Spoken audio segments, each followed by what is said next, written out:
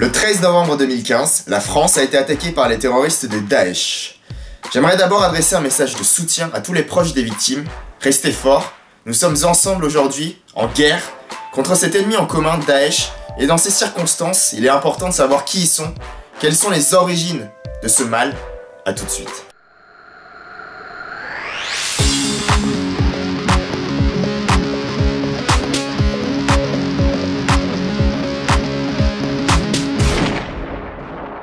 Tout commence le 16 octobre 2006 en Irak, lorsque des groupes djihadistes et le Conseil consultatif des Moudjahidines d'Irak fondent l'État islamique d'Irak.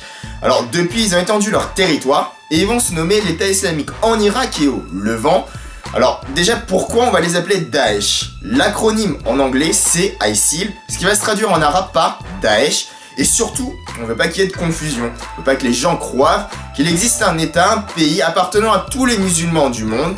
Du coup, on va préférer les appeler Daesh. Leur idéologie est le salafisme djihadiste. Alors, le salafisme, c'est un mouvement sunnite qui prône le retour à un islam des débuts, avec une stricte application de la charia et du Coran. Alors, djihadiste, tout simplement parce qu'ils sont prêts à employer tous les moyens, que ce soit le terrorisme ou la violence, pour arriver à cette fin.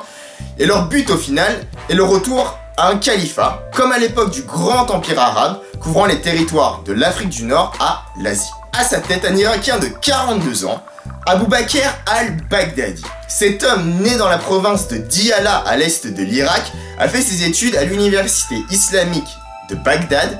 Mégalomane, c'est évidemment pas son vrai nom, c'est un surnom qui fait référence au premier calife et compagnon du prophète Abou Bakr, et al-Baghdadi signifie de Bagdad.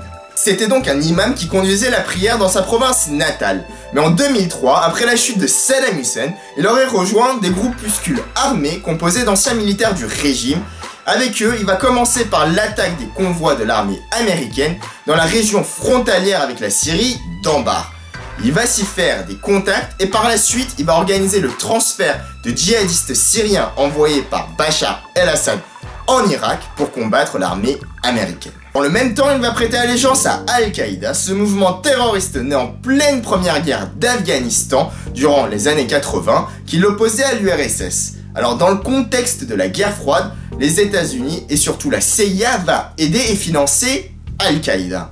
Alors ça lui vaudra d'être arrêté et emprisonné en 2007, mais à sa sortie en 2010, il va prendre les rênes de Daesh. Au début, Daesh était principalement financé par les donations privées provenant surtout des pays du Golfe aux alentours, mais aussi des rançons qu'ils réclamaient après leur kidnapping.